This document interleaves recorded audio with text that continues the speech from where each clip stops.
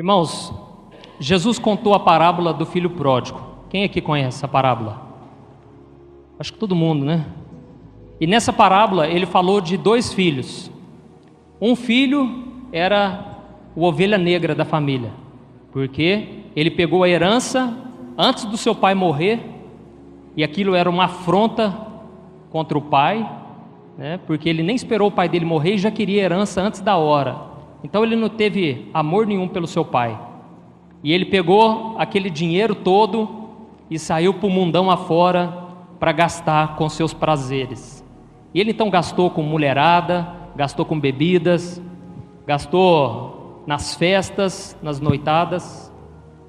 E até que um dia esse dinheiro acabou. E ele chegou ao ponto de querer comer a comida dos porcos, e nem isso o patrão dele lhe dava.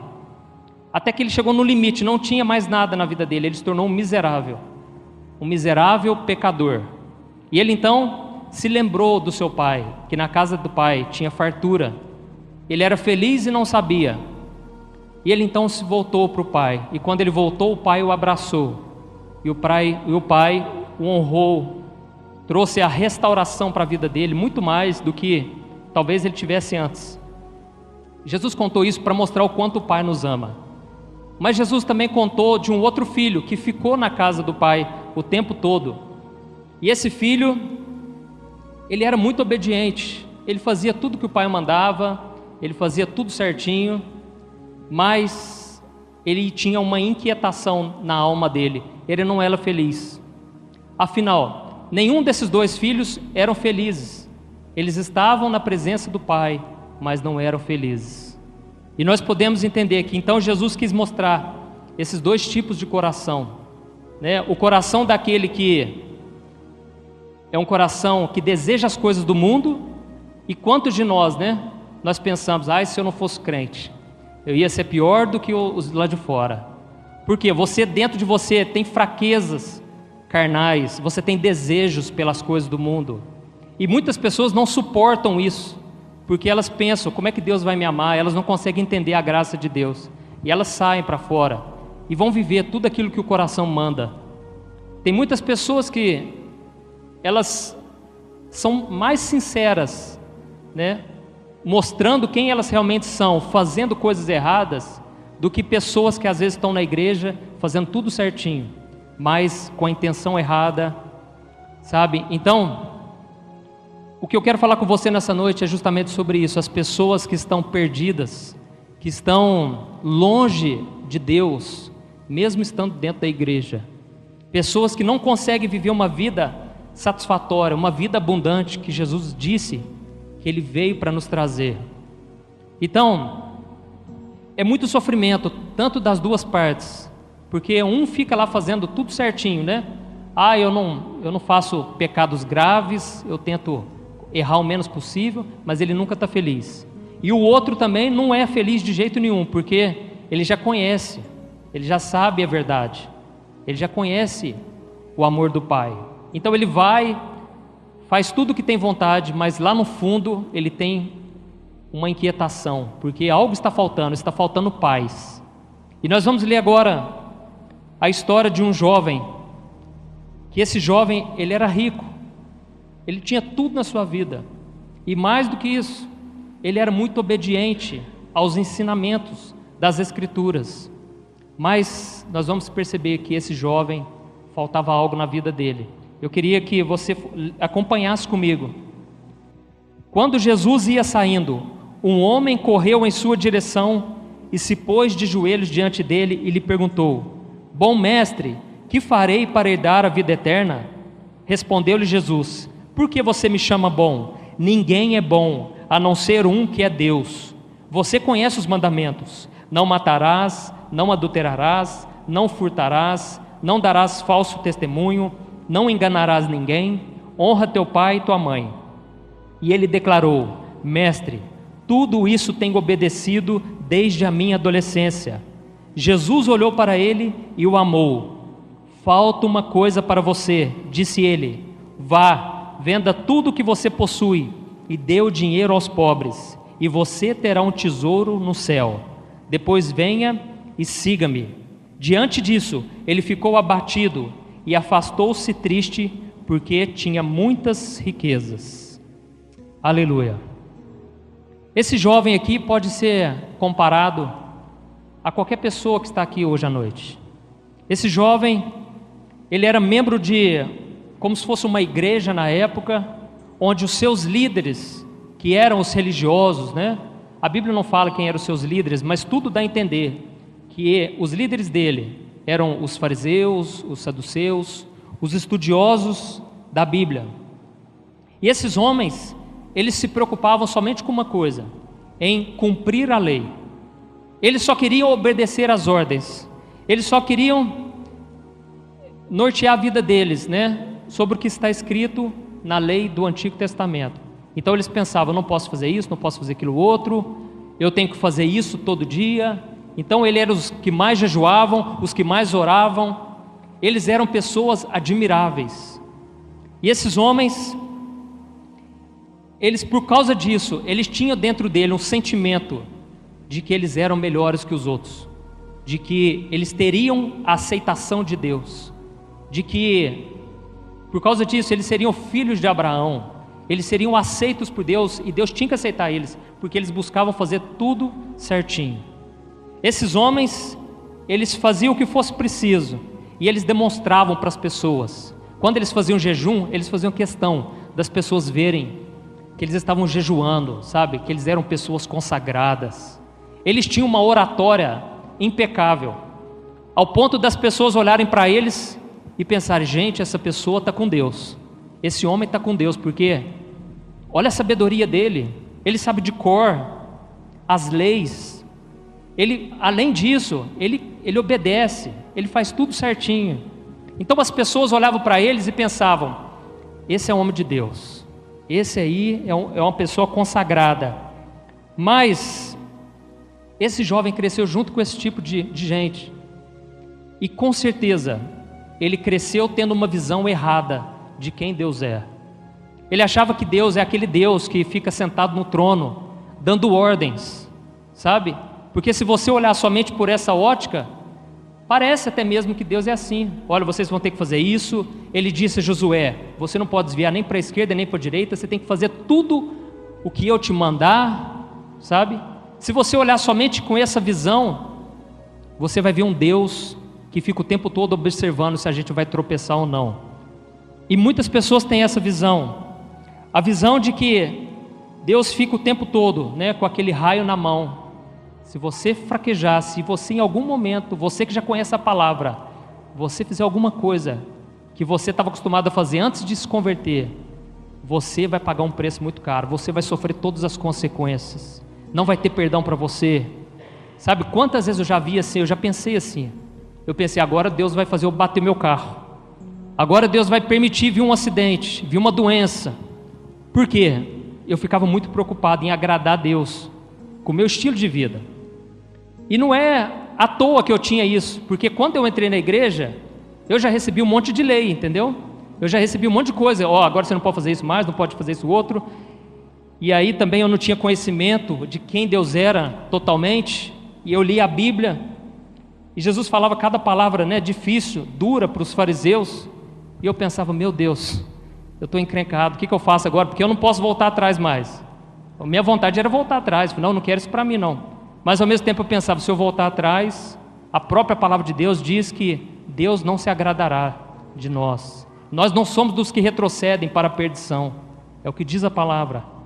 Mas ao mesmo tempo eu não conseguia cumprir, fazer a vontade de Deus. Isso para mim era uma angústia terrível. Tem pessoas que caminham com essa angústia por anos e anos e nunca são libertas, sabe? Então, esse jovem, ele viveu dessa maneira. Ele aprendeu que ele deveria cumprir a lei para ser aceito por Deus. E muitos nós pensamos, né? Nossa, domingo à noite eu não posso faltar. Pelo menos eu tenho que ir pelo menos uma vez na igreja, na semana, senão, sei lá, Deus já não vai me aceitar do mesmo jeito, eu vou estar desviando, sabe? E nós ficamos presos a regras. E não tem como uma pessoa viver dessa maneira e ela ser totalmente feliz. Não tem como. Eu fico imaginando a cara, o rosto desses homens que faziam tudo certinho. Eu sei que esses homens não eram felizes, eram umas pessoas amargas, umas pessoas que só julgavam os outros, julgavam o comportamento dos outros, ao ponto de Jesus falar: olha, vocês tomem cuidado, porque as prostitutas, os bêbados, eles estão entrando no reino de Deus antes de vocês, porque eles estão se arrependendo, e vocês não estão entrando no reino de Deus e também não estão deixando os outros entrar, porque vocês ficam como porteiros do céu. E tem muito porteiro do céu aí, gente. Você olha na internet os comentários das pessoas, né? Esses dias eu até gravei um vídeo sobre divórcio e segundo casamento. Eu tive que gravar esse vídeo lá no YouTube, depois você pesquisa lá, divórcio, pastor Antônio Júnior. Porque um dia minha esposa estava no WhatsApp, conversando com um moço que queria adquirir os meus livros, e ele falou o seguinte: olha, dá um recado aí para o seu marido, que por causa dele, a minha irmã, ela está de depressão, não está levantando da cama mais, e ela está querendo morrer. E aí minha esposa perguntou: mas por quê? Eu falei: não, porque ele falou lá na pregação que as pessoas que se divorciaram e casaram de novo, elas já estão condenadas ao inferno, porque Jesus disse isso, e ele pregou sobre isso, e ele trouxe essa condenação, e essa mulher então começou a pensar: nossa, eu já estou no meu segundo casamento, eu conheço a palavra, então eu sou adúltera para sempre, e os adúlteros não vão herdar o reino de Deus. E ela então pensou: do que adianta então eu ser crente? Do que adianta eu servir a Deus, se Deus já não me aceita mais, se já não há mais perdão para mim? E então eu tentei me lembrar, falei: gente, quando foi que eu falei isso? Porque eu nunca falei isso para ninguém, eu nunca preguei sobre isso. E aí a gente foi conversando com ele, a gente descobriu que foi uma outra pessoa que trouxe essa mensagem no YouTube. Então, o problema da gente colocar, né, o fardo sobre a vida dos outros, que nem a gente consegue às vezes cumprir, e às vezes Deus deixa a gente tropeçar, justamente para nos mostrar que nós não somos melhor que ninguém. Todos nós somos pecadores, e a única coisa que nos faz diferença é Jesus na nossa vida, é a única, porque nós não conseguimos ser aceitos por Deus por aquilo que nós fazemos.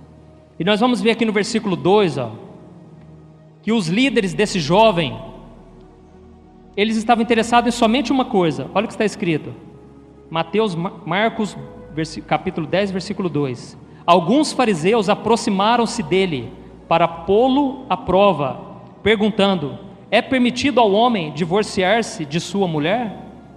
Aqui nós vemos que os fariseus, quando eles perguntavam para Jesus alguma coisa, não era para querer saber a verdade, não era para querer, sei lá, honrar Jesus, não, era para colocar Jesus à prova, porque Jesus, ele cumpria a lei, ele cumpriu a lei o tempo todo. Então, nessa época, eles ainda estavam sob o domínio da lei. Então Jesus, ele teve que cumprir tudo, para que ele se tornasse o sacrifício perfeito por nós, porque ninguém nessa terra conseguiu cumprir toda a lei, só Jesus conseguiu cumprir. Então, eles estavam pondo à prova Jesus, e esse era o objetivo deles, sabe, de querer mostrar: olha, nós somos melhores que você, Jesus, sabe, mas em momento algum eles conseguiram fazer Jesus tropeçar na lei. Glória a Deus por isso. E de repente Jesus começou a explicar, e ele falou: olha, nunca foi o propósito de Deus o divórcio. Se vocês estão achando que eu vim aqui para liberar divórcio, não, nunca foi o propósito de Deus. E Jesus, com muito cuidado, deu a resposta. E em seguida aconteceu algo interessante. Olha o versículo 13. Alguns traziam crianças a Jesus, para que ele tocasse nelas, mas os discípulos os repreendiam. Quando Jesus viu isso, ficou indignado e lhes disse: deixem vir a mim as crianças, não as impeçam, pois o reino de Deus pertence aos que são semelhantes a elas. Digo a verdade, quem não receber o reino de Deus como uma criança, nunca entrará nele. Em seguida tomou as crianças nos braços, impôs-lhes as mãos e os abençoou. Agora eu queria que você imaginasse essa cena. Jesus era um mestre da lei, Jesus também era estudioso da lei, Jesus conhecia a palavra melhor que ninguém, mas de repente Jesus para com todo aquele assunto, sabe, aquele assunto de teoria, de lei, de religiosidade, e Jesus pega umas crianças E falou, não, deixa vir as criancinhas, pode vir.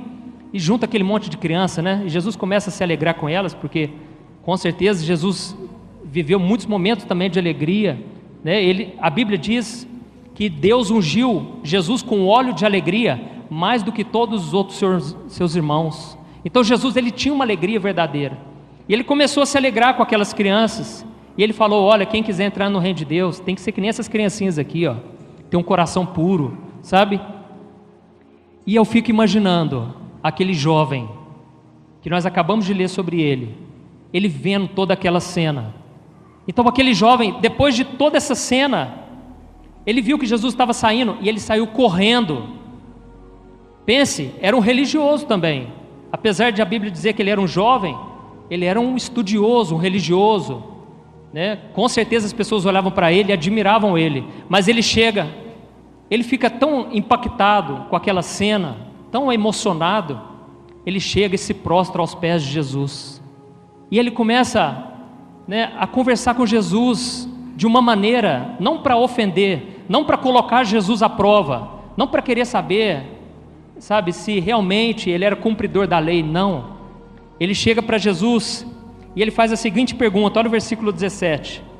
Quando Jesus ia saindo, um homem correu em sua direção e se pôs de joelhos diante dele e lhe perguntou, bom mestre, que farei para herdar a vida eterna?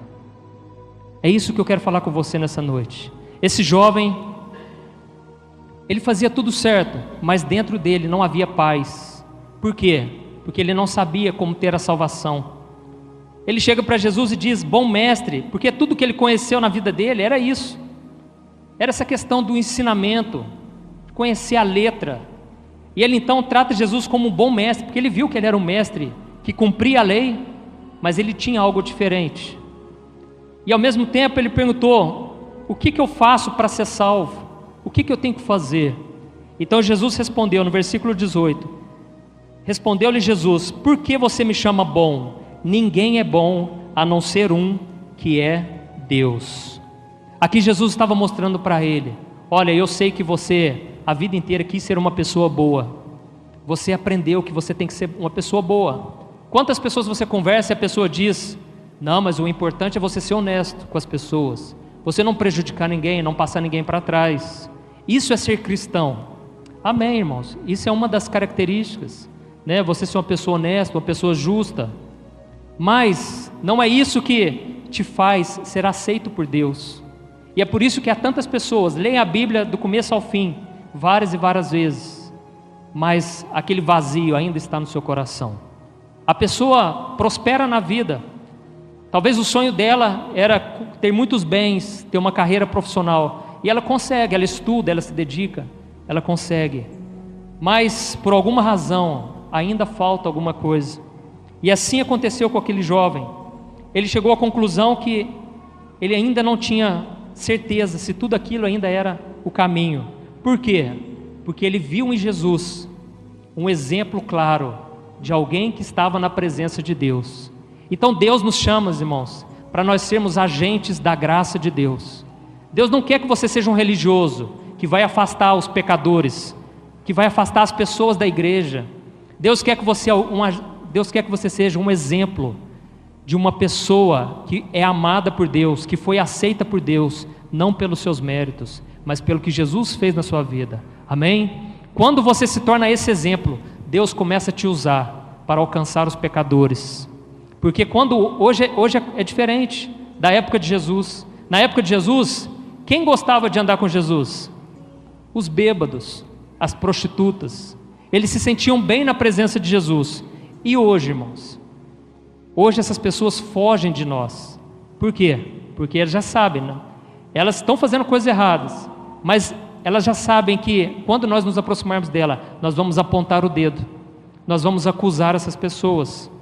Imagine você encontrar com uma pessoa que essa pessoa já teve 5 casamentos na sua vida. Qual vai ser a tua reação?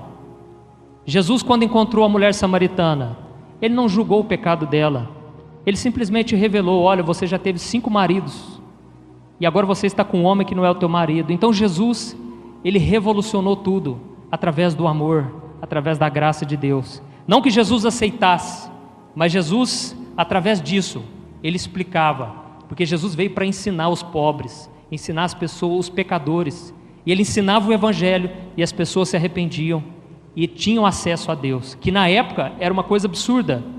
Imagina uma prostituta poder ter acesso ao Deus de Israel, ao Deus de Abraão, Isaac e Jacó. Era loucura na mente dos religiosos, mas para Jesus, essas pessoas estavam mais próximas de Deus do que aqueles que ficavam o tempo todo estudando a palavra. Então, esse jovem, ele chega para Jesus com esse questionamento. Olha o versículo 19: você conhece os mandamentos: não matarás, não adulterarás, não furtarás, não darás falso testemunho, não enganarás ninguém, honra o teu pai e tua mãe. Aqui nós vemos que Jesus, ele conhecia sobre aquele jovem. Jesus conhecia e ele disse: olha, eu sei que você já sabe de tudo isso. Você tem buscado não adulterar, não furtar, não mentir, você tem honrado seus pais. Mas Jesus sabia que aquilo não era o suficiente. Porque se existe uma coisa, irmãos, guarde isso que eu vou te falar, que diferencia Jesus de todas as outras religiões, o cristianismo, o evangelho de todas as outras religiões, é que a salvação é pela graça.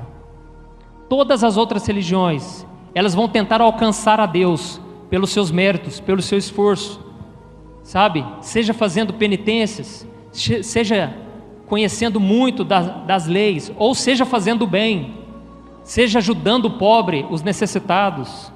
Eu vim de uma religião no qual eu tinha que praticar o bem, porque era assim que eu iria evoluir.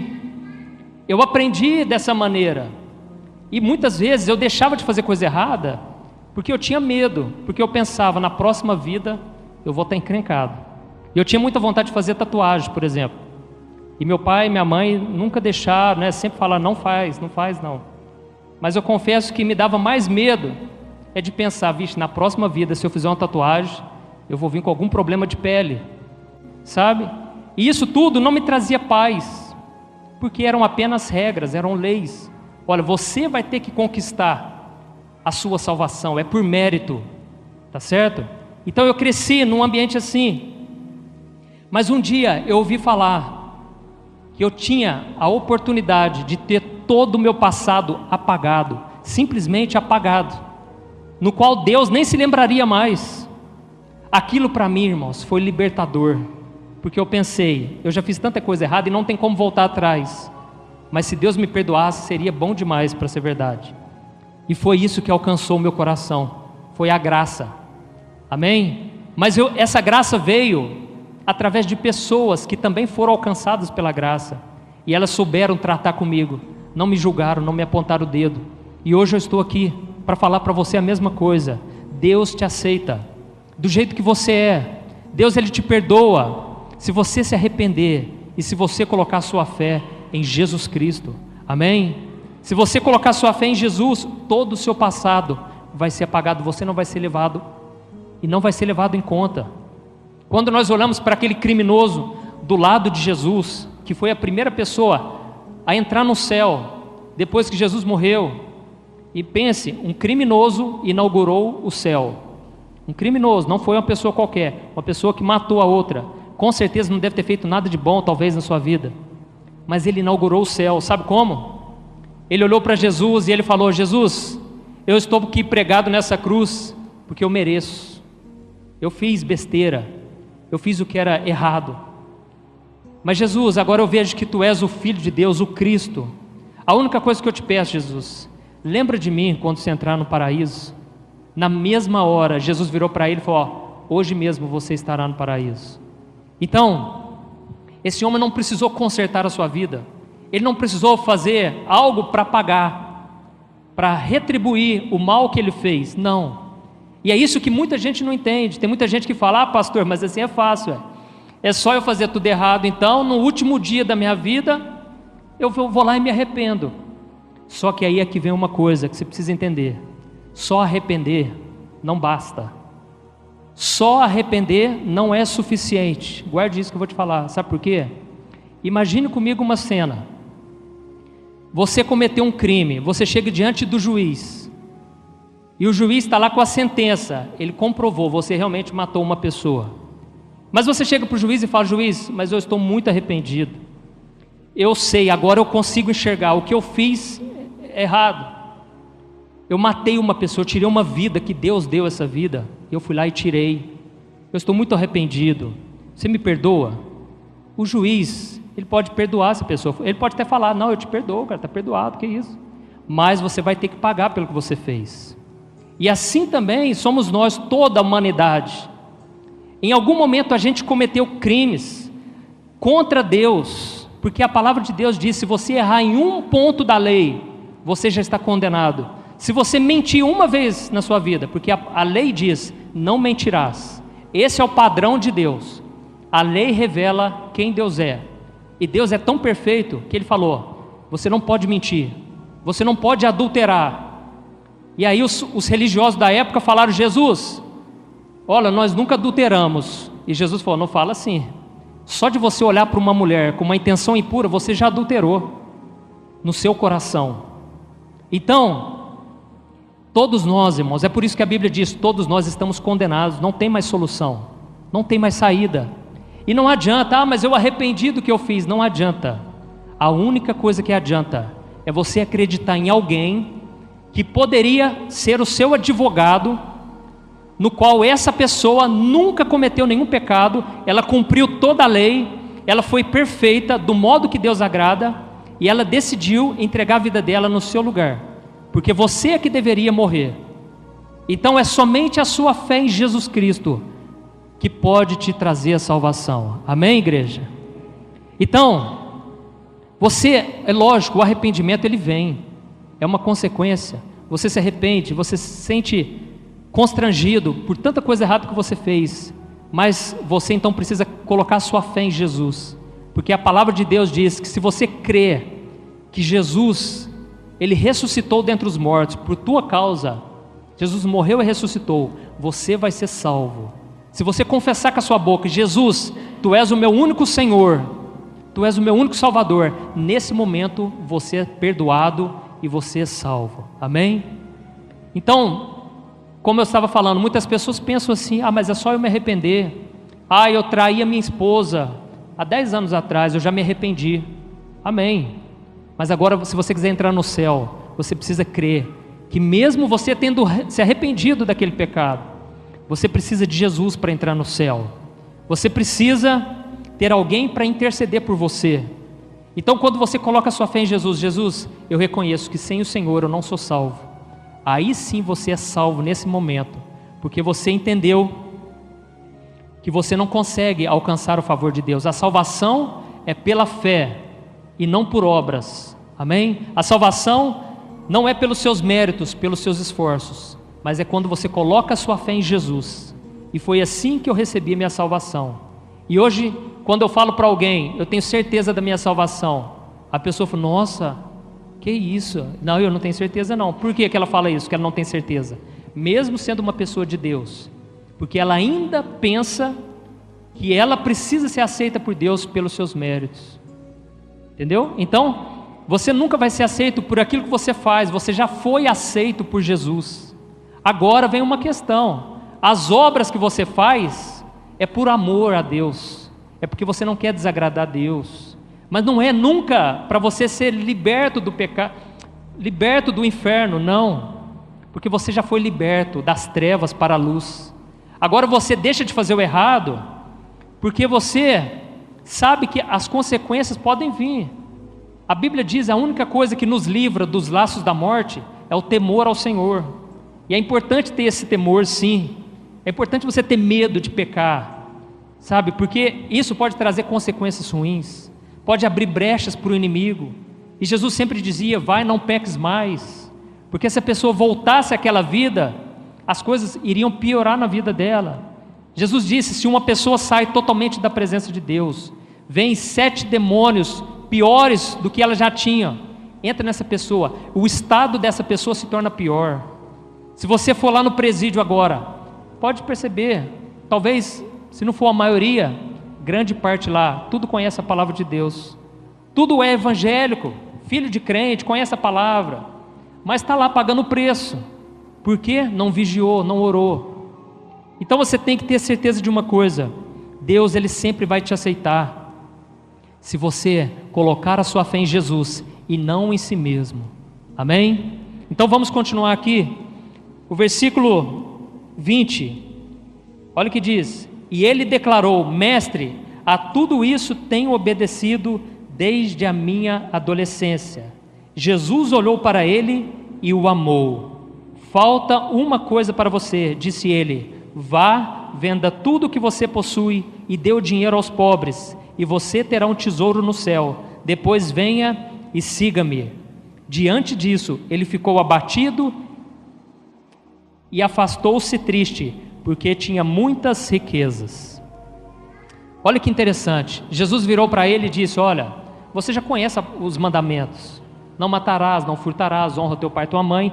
Na mesma hora ele falou: Jesus, eu tenho feito tudo isso desde a minha mocidade. Mas ao mesmo tempo deve ter ficado um questionamento na vida daquele jovem: uai, eu tenho feito já, Jesus, né? O que está faltando então? E a Bíblia diz que, aqui no versículo 21, que Jesus olhou para ele e o amou. Jesus conhecia o desejo dele de agradar, de querer agradar a Deus. Jesus conhecia o desejo dele de fazer o certo, de fazer o bem. E Jesus então, ele se compadeceu daquele jovem. E Jesus também te conhece. Jesus sabe dos seus conflitos, sabe do seu desejo de agradar a Deus, sabe do seu desejo de ser uma boa pessoa, sabe também das suas fraquezas. Mas Jesus, Ele tem um recado para você, que é o mesmo recado que Ele disse para esse jovem. Ele disse para esse jovem o seguinte: olha, parabéns, foi muito bom o que você fez, pode ter certeza, não foi em vão. Você se tornou uma pessoa boa, você se afastou das más amizades, você com certeza colheu muitos frutos, você se tornou uma pessoa sábia, você enriqueceu, você ganhou muito dinheiro, parabéns. Mas agora está te faltando uma coisa.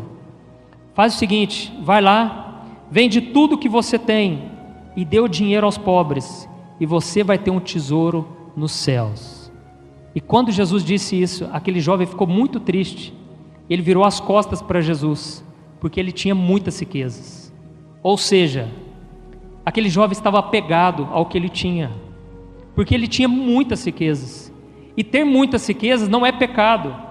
Eu já vi pessoas falar para mim: pastor, se você é homem de Deus mesmo, vende essa casa que você tem, vende tudo que você tem, dá para os pobres, vamos ver. Mas não é isso que Jesus quer. Desde que tudo que eu tenho não está ocupando o lugar no meu coração, que deveria ser de Deus. Então Jesus virou para ele e disse o seguinte: olha, está faltando uma coisa, sabe qual que é?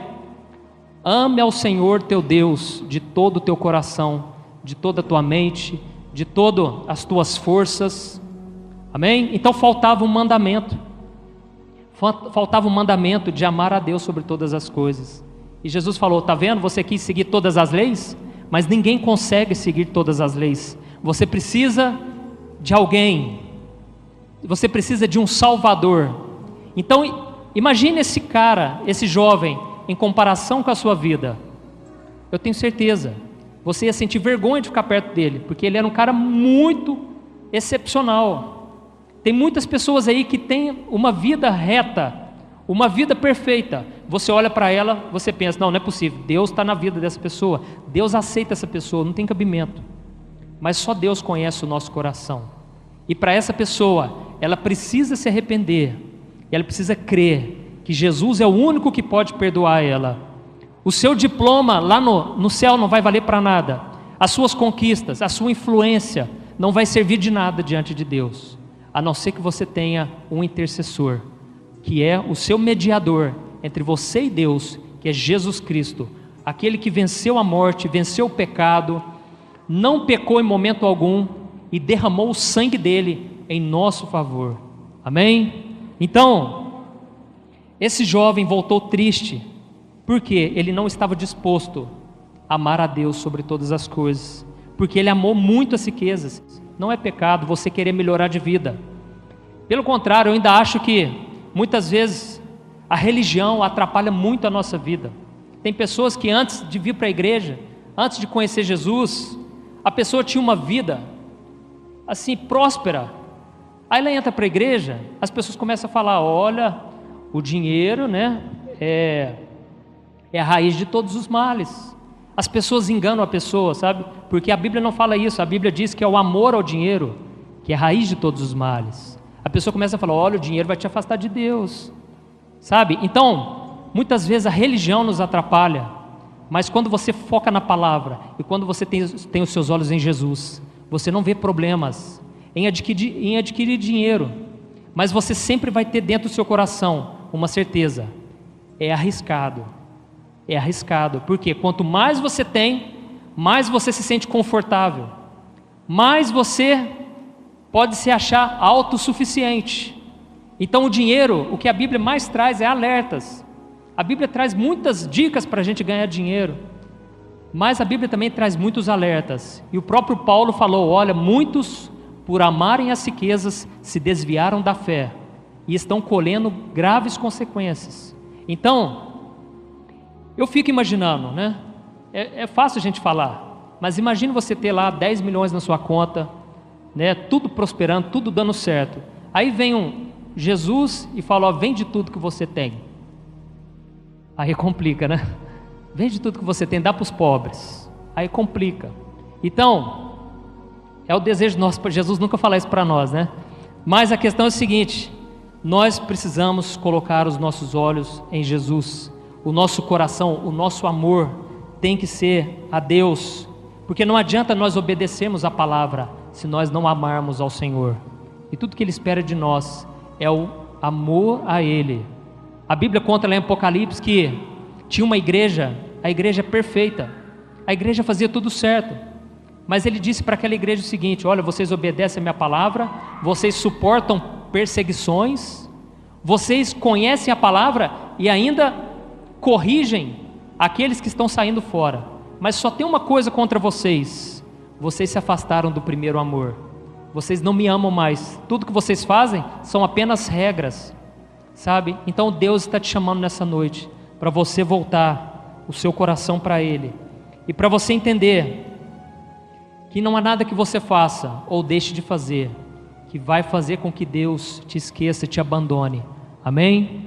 Então, só para a gente encerrar, esse jovem foi triste, embora para casa, porque ele achou melhor viver de aparência, mostrando para a sociedade que ele era um jovem bom, uma pessoa boa, do que realmente reconhecer que ele era pecador, de que reconhecer que ele não era tão bom assim. E Jesus só disse essa palavra dura para ele, porque Jesus sabia o quanto aquele jovem amava tudo aquilo que ele conquistou. Jesus sabia o quanto aquele jovem se achava o cara, o homem bom, sabe? E às vezes Deus precisa quebrar a nossa vida, Deus precisa fazer a gente cair do cavalo, sabe? Como aconteceu com o apóstolo Paulo, para a gente entender, sabe? Que é Deus, que é o Senhor da nossa vida. Às vezes Deus usa sim uma doença, Deus usa sim uma tragédia, uma situação difícil na vida da pessoa, para que a pessoa reconheça que só o Senhor é Deus, que Ele é o nosso único Salvador, que sem Ele nós não somos nada. E o próprio Jesus disse: sem mim vocês não podem fazer nada. E hoje nós estamos vivendo essa época, onde existe um movimento muito grande aí, onde as pessoas estão dizendo que você é o dono da sua vida, você é o único responsável por mudar a sua vida. E isso está entrando dentro das igrejas, certo? Eu não sou contra o coach, viu? Até o Dr. Arthur pregou esses dias na escola dominical sobre o coach. Eu não sou contra, desde que, e lógico, existem muitos coaches aí que são cristãos, homens de Deus e mulheres de Deus, que vão poder te ajudar a melhorar como pessoa, a melhorar na sua vida profissional, a conseguir destravar realmente a sua vida, os seus relacionamentos, né? É como se fosse um psicólogo. Mas o que eu sou contra é essas pessoas começarem a dizer para você: olha, você é o dono da sua história, você é Deus, você é o responsável por tudo, sabe? Então nós devemos tomar muito cuidado com esses ensinamentos. Assim como eu disse, da religião a qual eu pertencia, eu achava: eu preciso ser salvo e manter as minhas boas obras, eu preciso ser uma pessoa boa até o final, porque senão, quando eu partir daqui, eu não estarei evoluído. Então, que você possa colocar os seus olhos em Jesus, porque Ele é o único que pode trazer salvação. E sabe qual é o mais interessante? Quando você coloca a sua fé em Jesus, quando você entende que você não é nada, e você se sente triste mesmo por causa do seu pecado, de repente vem uma alegria tão grande, você começa a ser feliz de verdade, porque agora já não depende mais de você, a salvação é pela graça. E aí, é o que muita gente não consegue entender, porque realmente, entender a graça de Deus é muito difícil, porque é loucura. A Bíblia diz que o Evangelho é loucura. Por quê? O tempo todo nós estamos querendo provar para a sociedade que nós somos pessoas boas, provar para o pastor, provar para a igreja que nós somos evangélicos, mas para Deus você não precisa provar nada, Ele já te conhece, e tudo que Ele espera de você é que você coloque a sua fé em Jesus e que você reconheça o quanto você é pecador. Amém? Glória a Deus. Eu gostaria que você ficasse de pé, porque nós vamos orar agora.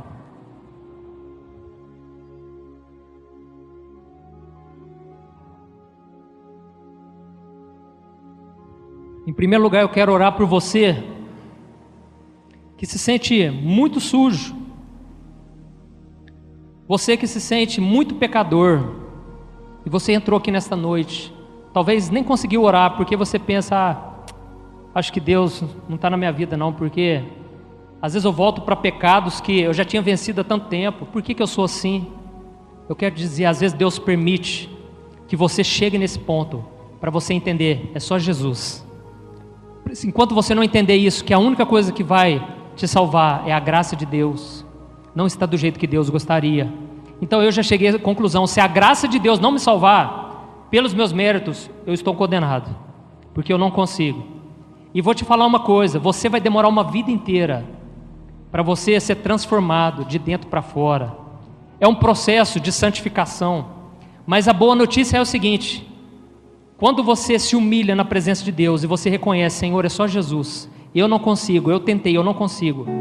Nesse momento, o Espírito Santo de Deus, Ele vem sobre a tua vida e Ele muda aquela área que para você era impossível.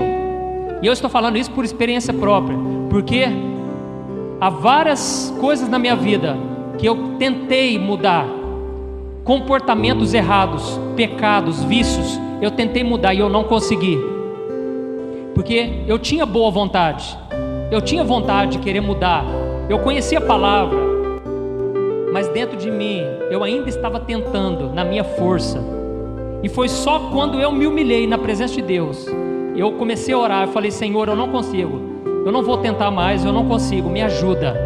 É nessa hora que o poder de Deus se aperfeiçoa na minha fraqueza, amém? Então apresente diante do Senhor, feche os seus olhos, coloque-se diante do Senhor, e fale com Ele, o que é que está te impedindo de servir a Deus.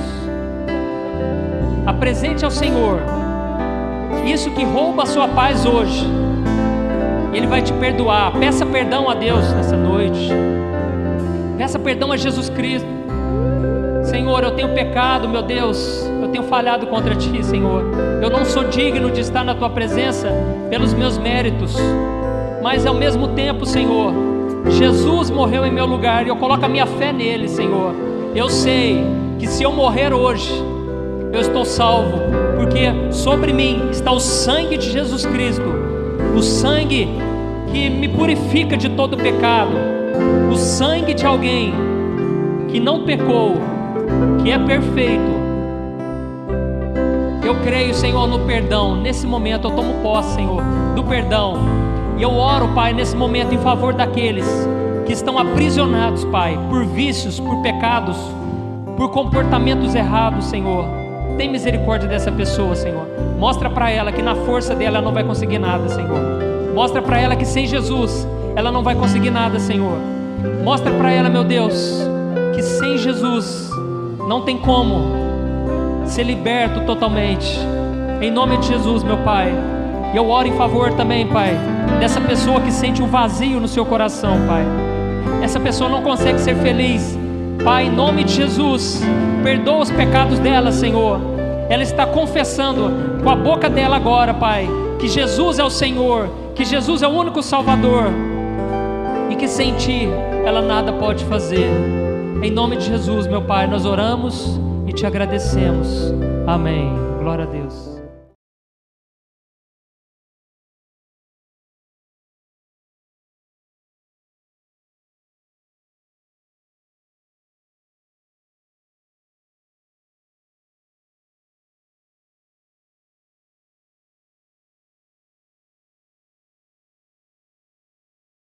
알고 있지, 그렇지. 나는 멀리 강을 바라보았다. 밤하늘은 어둡고 수면은 빛을 반사하지 않습니다. 나는 변호사인 것을 안다. 백만장자가 전화를 끊었어요. 30분 후에 시스템이 나타났습니다. 증거물 수집 라인이 노출되었습니다. 중요한 증거는 24시간 이내에 파기됩니다. 나는 즉시 일어섰다. 배우가 고개를 들고 이야기를 했으니 계속하세요. 글쎄, 어디로 갈까? 법원, 새벽 2시에 우리는 차를 타고 시내로 돌아왔습니다. 차에서 운전을 하면서 증거 보전을 위해 신청서를 작성했습니다. 약이 너무 졸려서 얼굴을 때렸어요. 더 이상 싸우지 마세요. 몇 번의 안타만으로도 충분합니다. 산업재해 신청 조건이 그녀를 울컥하게 만들었다. 램 변호사님, 지금이 제 인생에서 가장 냉철한 시기입니다. 다음 날 아침 8시 30분, 법원의 서류 접수문이 막 열렸습니다. 증거 보전을 위해 신청서 전체 제출을 마쳤습니다.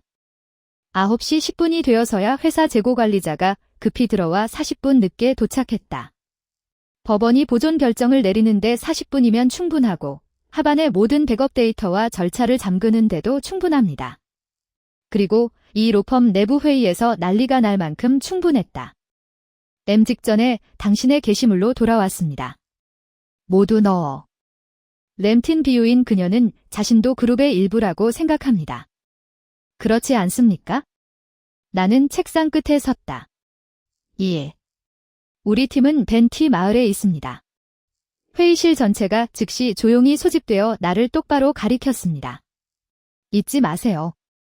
당신은 여전히 회사의 변호사입니다. 나는 고개를 끄덕였다.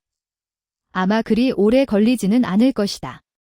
나는 말을 마친 후 사직서를 탁자 위에 올려놓았다. 종이는 매우 가벼웠지만 테이블 위에 떨어지면 방 전체가 흔들리는 듯한 느낌을 받았습니다. 나의 새 사무실은 오래된 건물의 17층에 위치해 있습니다.